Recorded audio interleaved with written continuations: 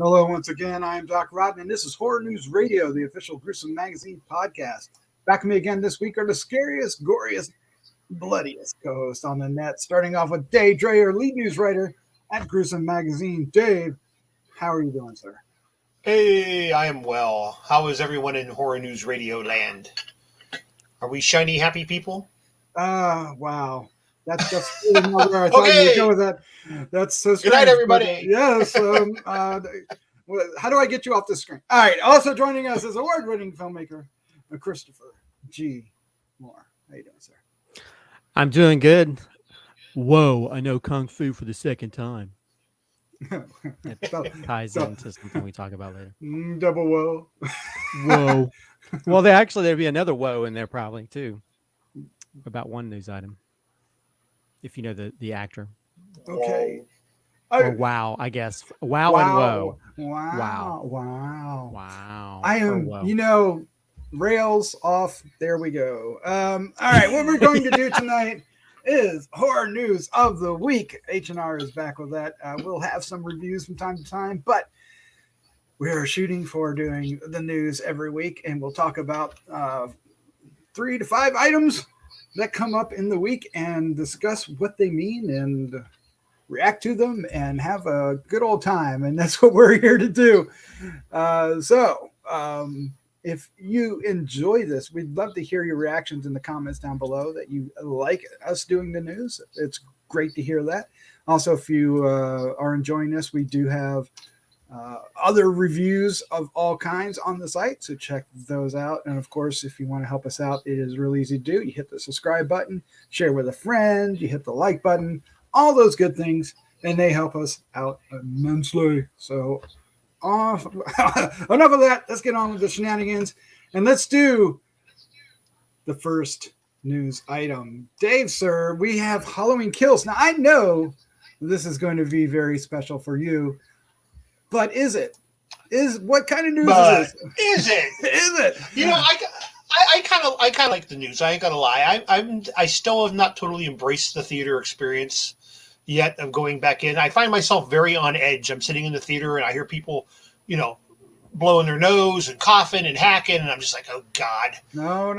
So it makes me. So I love that it's coming on Peacock. For me, at this particular time, I obviously would rather see it in a theater, but at least here in Northeast Ohio, still too many people just not taking enough precautions for my liking.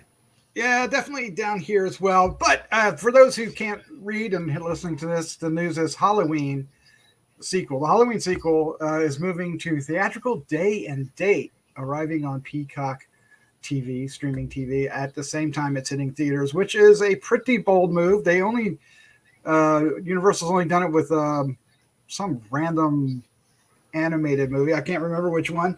Yep. So this is the Trolls. Was it one of the Trolls movie? I think, it might have been. It might have been. So this is a pretty big deal, and of course, Warner Brothers has been doing this with their entire slate this year to much controversy. So what do we think of this, Dave? You're already in, but Christopher I'm liking it. You're liking it, Christopher. Does this bother you at all?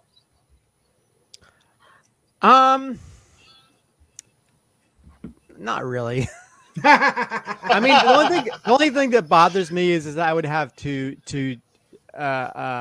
get Peacock if I wanted to watch it at home. Peacock. I mean, I still go to the movie. I still go to the movie theaters.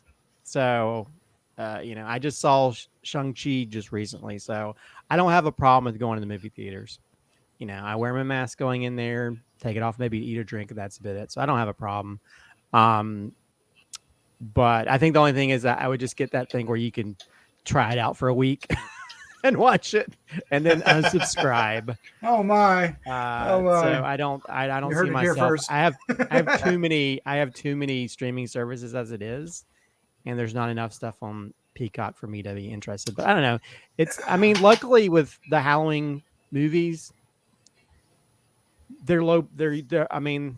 They're not as probably high budget as some of the regular movies because they're being horror, so they are probably going to make money off of it regardless. But I do think some films have kind of proven that maybe they should give a little bit of leeway before it hits streaming, any kind of streaming service, because they can actually make more money that way. But I don't know. I see it as just Peacock saying not many people are subscribing to our service, so let's put this movie on so we can get some subscribers. But I know there's been a lot of people in my feed said, I'm just going to subscribe to it for a week, do that free trial, and then get the heck off of it. So I don't have to pay. It is definitely a business move to try to get more people. They need the content on there. They need to have more subscribers. I mean, they have a decent amount of subscribers. And I saw an article where it said that, a good percentage of those subscribers don't actually come back each month.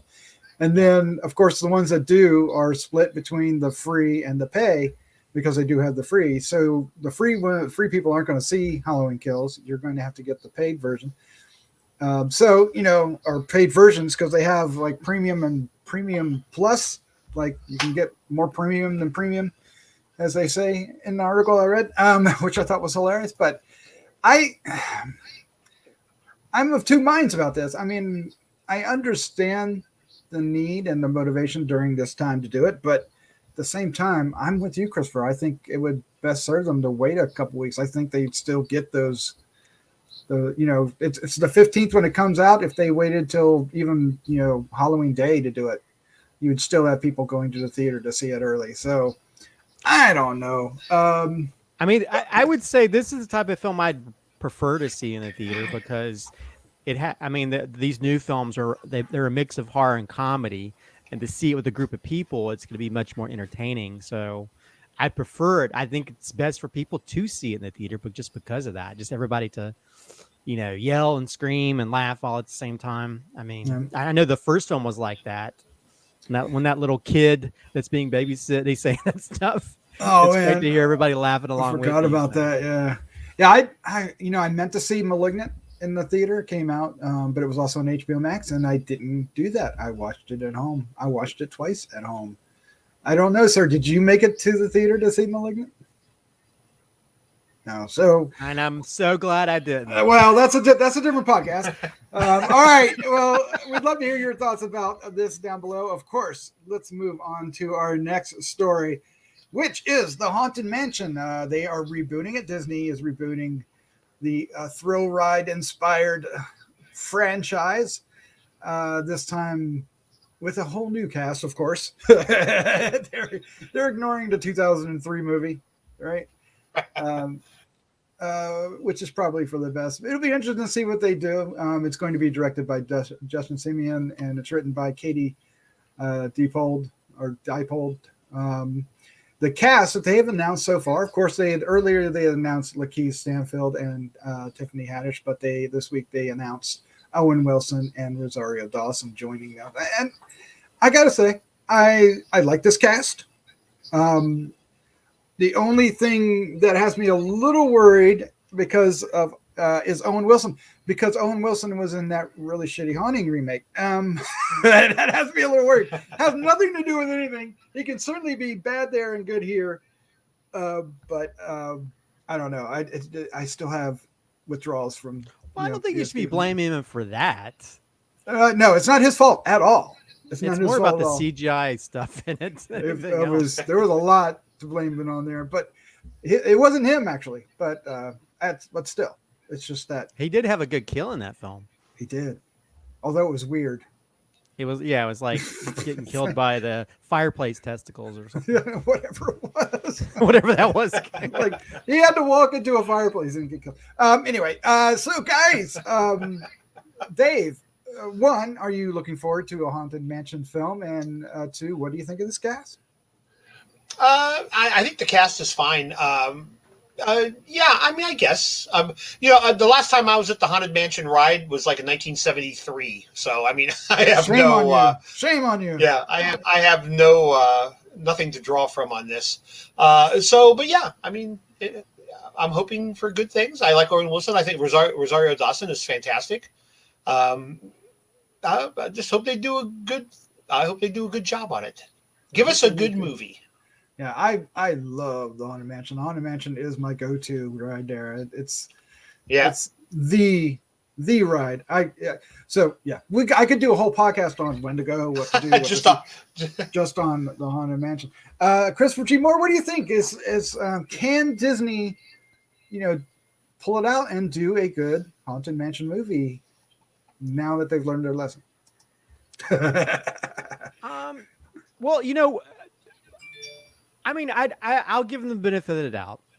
I think sometimes I think with the Haunted Mansion movie they made with Eddie Murphy, I think that was built around that personality, as opposed to being something that was something that paid a good tribute or was a good translation of some of the stuff from the Haunted Mansion. I mean, I love the Haunted Mansion. That's like my favorite ride. It's one of my favorite memories.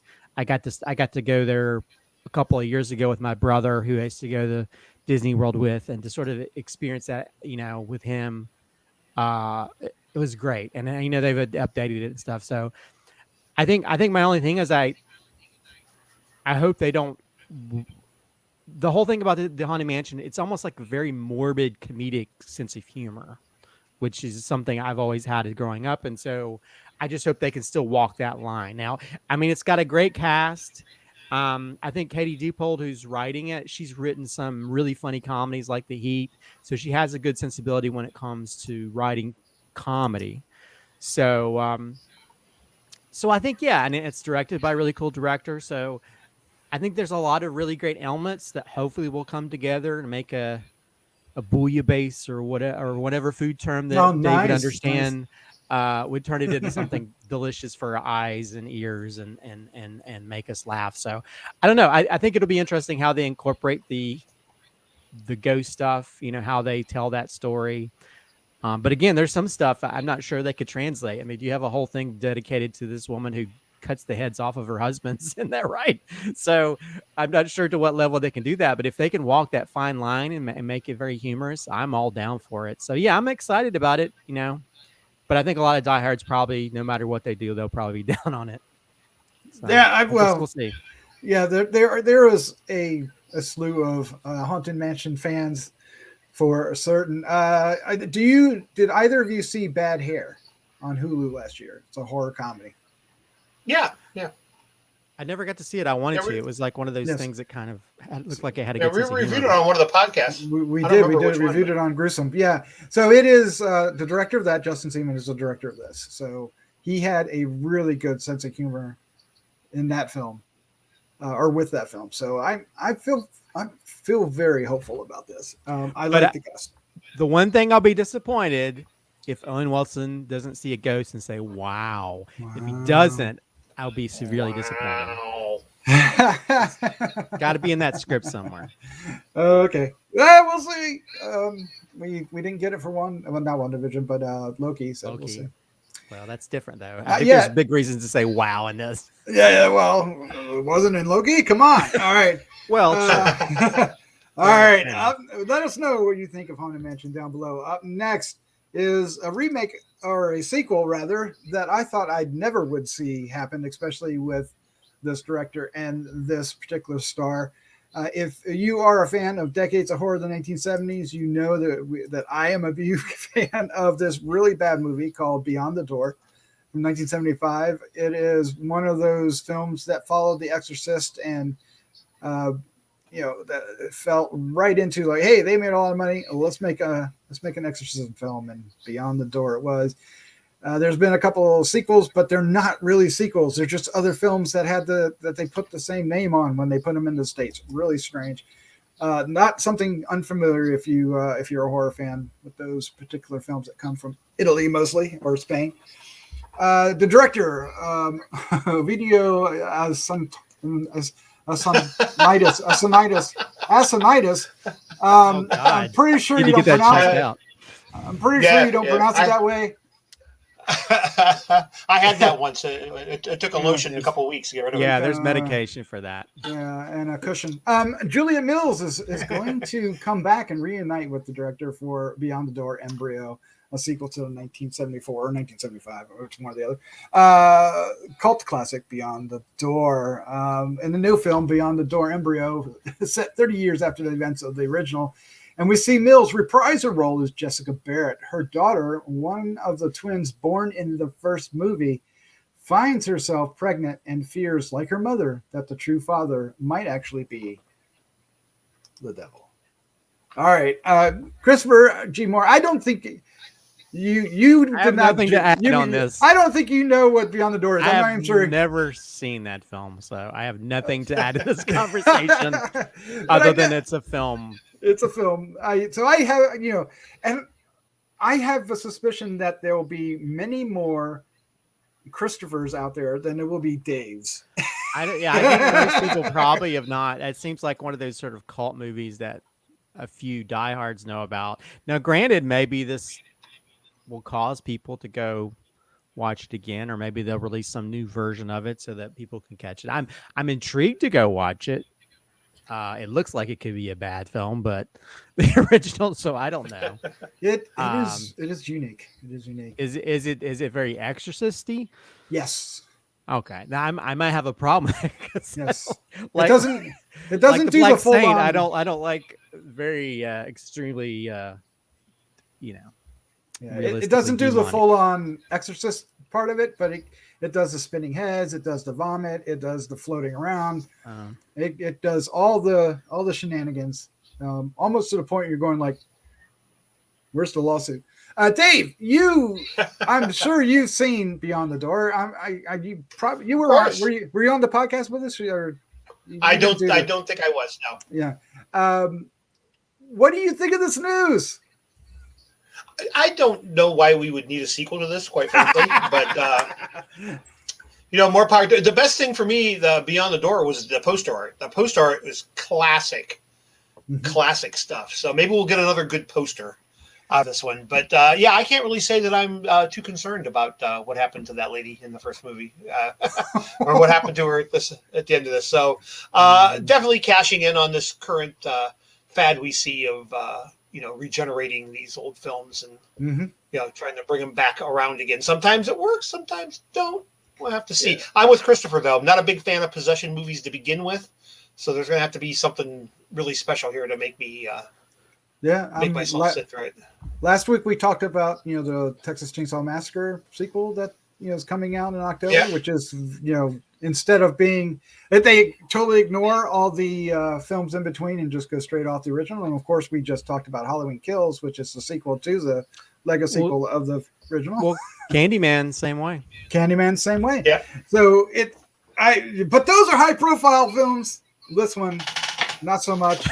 I'm all for it because I happen to love this movie. It is really bad. It just has a special place in my heart because of when and how I saw it. It was a drive-in. Did you see it in the drive-in, Doc? I did not. I did not see it in the drive-in. But I was staying at a friend's house, spending the night, and we watched it late at night. And it literally was on TV. It was cut, but it still scared the poop out of me. And it was. I remember seeing it. I remember seeing it at the drive-in, and it certainly scared the poop out of me. Well, when you first posted the item, I thought it was behind the green door, and I was like, "They're making a series of that." Why did you go there? All right. Next, let us know what you think. If you're a 70s fan, you may know about this. If not, you're probably wondering what in the world we're talking about. All right, up next is Last Night in Soho. Focus Features provides a larger glimpse into the film ahead of its North American premiere at TIFF. And with this new trailer, that is quite exciting, I think. It has all kinds of new stuff. The film comes out October 29th, 2021. We get a glimpse of some more of the cast and some more of the events surrounding it. And I think now I have an even clearer picture, as much as I can, of what's going to happen. But the cast looks great. The trailer's great. And I'm going to start off with Christopher G. Moore because I know you're looking forward to this. So I've got a couple of things on my mind. One is, I imagine you love the trailer. And two, are they giving too much away, sir? I don't want any more trailers. I just want to see the movie now. I want it to jump into my eyeballs, like my eyeballs are a swimming pool of awesomeness. I want to see this movie now. Please put it in my eyeballs. I see all these. It's playing all these film festivals. I really want to go so I can see it, so I'm not spoiled anymore. This looks like a visual smorgasbord of amazingness. oh God, this is my kind of thing. I'm kind of worried Dave is going to be like, oh, too many colored lights in this film. That's where I was going. I was going to bring the graphic up again because if you look at Anya Taylor-Joy down there, I put that graphic in there for Dave. Well, I know he probably got sick at his stomach just looking at that picture. It has the yellow and the green and the red. Oh, there's all kinds of colors in this, but I love it. This looks, plus it's a nice little callback to like 60s cinema and music and that kind of thing. There's so many elements that are just, you can see Edgar Wright's just love for cinema and music, incorporating those and just bring the feel of that specific decade. And just some really, of course, Anya Taylor-Joy can do anything and I'll fall for it. She looks amazing in this. She does. And then we just get, there's some amazing actors in it, and there's some really cool, interesting visuals. The two different timelines that are sort of, collisioning, and I don't know. There's so many good things that make me really happy about this. I can't wait to see this. This is my most anticipated film of the year, and it can't get here fast enough. October 29th. Dave, are we right? October. Are we right? I find that whole flashing thing for me, it's turned into a cliche. But the film does look fine. The biggest thing for me is I think Anya Taylor-Joy looks like a fembot. Actually, she looks like the fembot from Austin Powers. Oh, wow. When she's in that. That's the first thing I thought of. I'm like, why is she a fembot? What's up with that? I was waiting for her nipples to start shooting at me. But those fighting words. But it does look. You watch the trailer again and tell me she don't look like a fembot. Especially that first time we see her when she walks in and she looks at herself in the mirror and she sees the alternate her and then she walks into the mirror. Yep. Fembot. It looks like obviously it's a very, very well made film. I really think this is another one of those things of it's not meant for my particular taste in horror films. I mean, there are obviously horrific elements, but this is an artsy show off. Look how good I am at making movies film. It's not a horror movie. Look at that face. Look at that face. Christopher's face. But we'll see.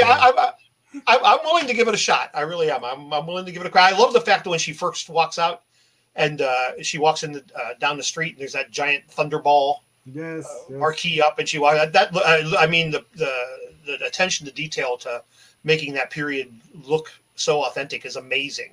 Yep. So obviously a ton of talent there. I'm just thinking it ain't gonna be my kind of movie. Yeah. Well, we'll find out in October on toward the end of the month on the 29th. Just I'm glad we're not in the same room right now. There you go. Fighting words. In this corner we have fighting you. All right. So let us know what you think of the trailer for Last Night in Soho in the comments down below. The last article we have for tonight is another trailer. This is one that many sci-fi fans very much have been looking forward to. It's a very anticipated film coming at the end of the year. It's not Dune, although Dune is very anticipated. It is The Matrix 4, which we now know is called Resurrections.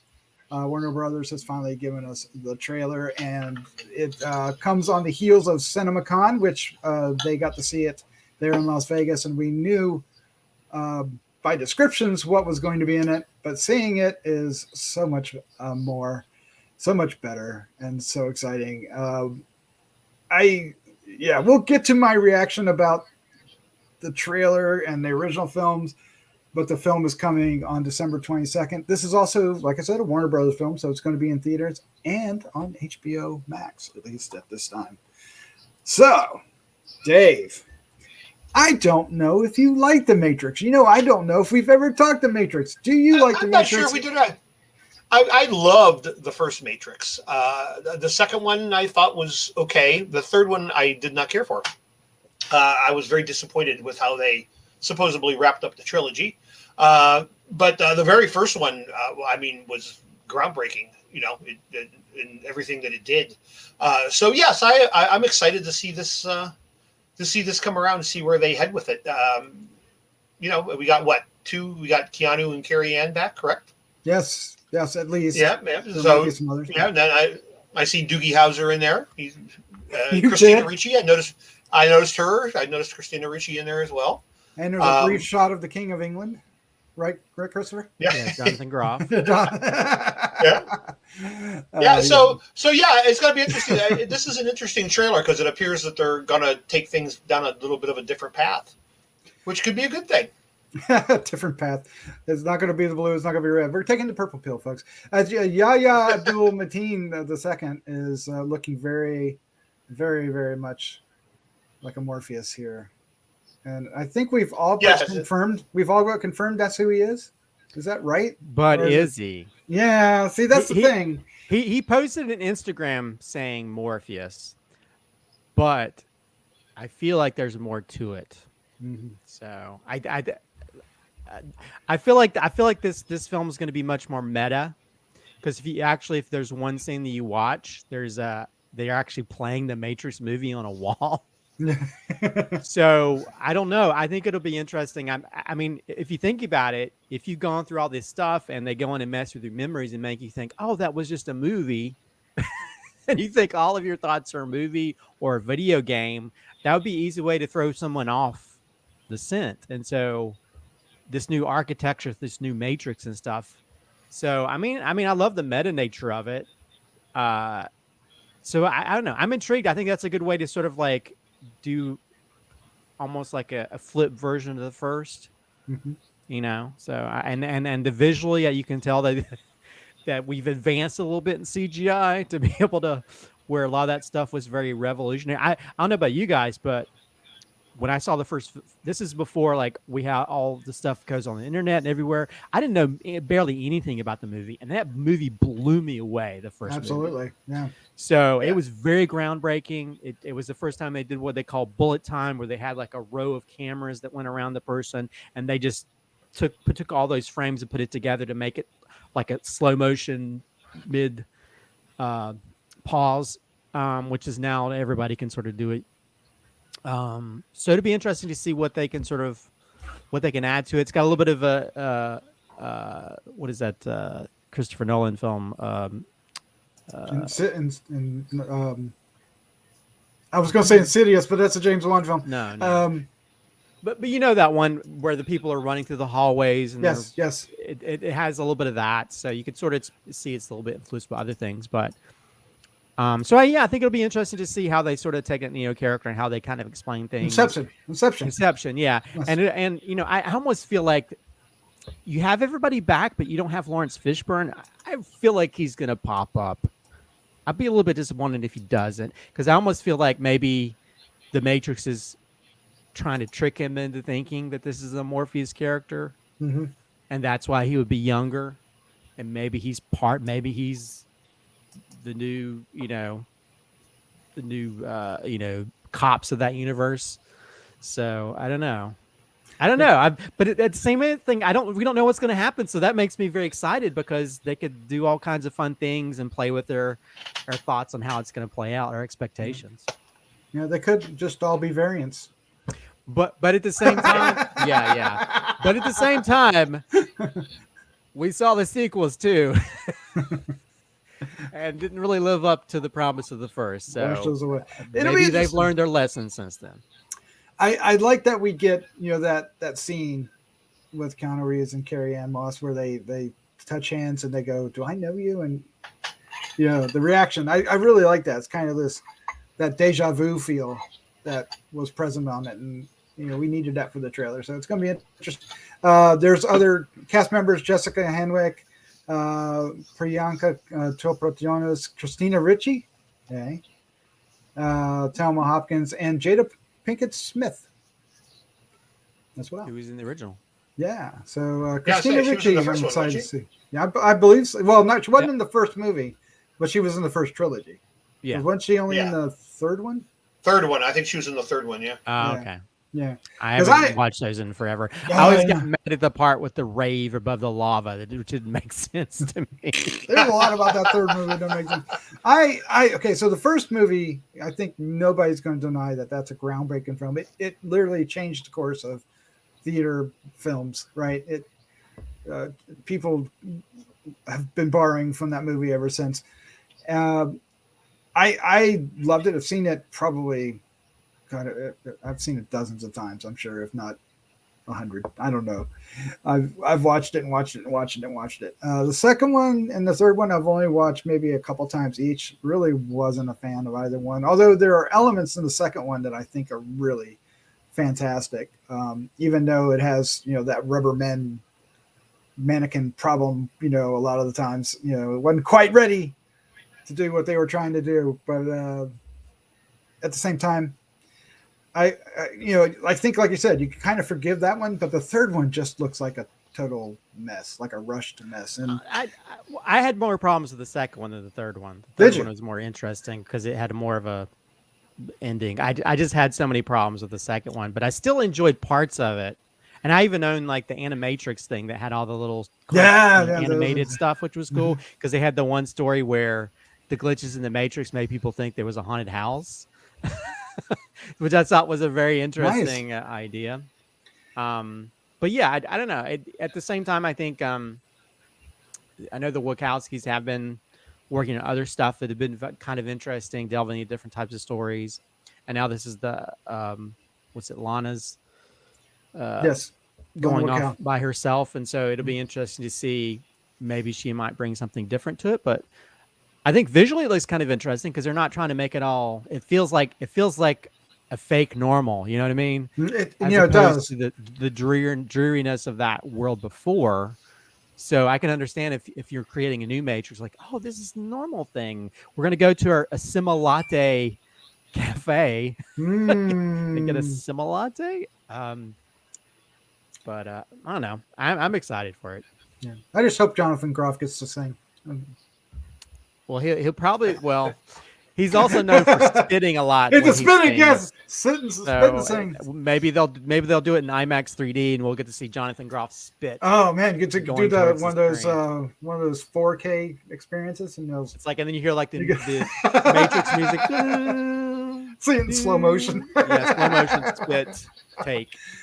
That's not going to happen, but we can dream. We can dream. All right. We'd love to hear what you think of the Matrix Resurrections trailer down below. Is it going to be good? Is it going to be trash? We'll be covering it in December. It comes out December 22nd. It'll be on our Heroes and Droids podcast, though, so check those out in case you didn't know. We cover a lot of the superheroes and Disney and sci-fi stuff over that way. Yeah, so definitely be there. All right. Well, there you go. Those are the news articles this week. Please let us know what you think of the articles and what you think of H&R doing Horror News of the Week again. We'd love to hear your thoughts. And if I should fight Dave. Yeah, well, yes. What ring should we go to? What night? What channel should it be on? Gruesome MMA. Duck and weave. Bob and weave. Sting like a butterfly, fly like a bee. No. Actually, I'd win because I just turn on an Edgar Wright movie and you'd stop and look at it, and then I'd punch it. Damn. It'd be over. You figured out my weakness. Oh my god. I would just play a Richard Band movie and Oh no. Wow. I'm just gonna watch all this. Ka-ching, ka-ching, ka-ching. Dave, Christopher, thank you for joining me. It's always fun. Thank you, Doc. Let's say good night. Good night. Good night.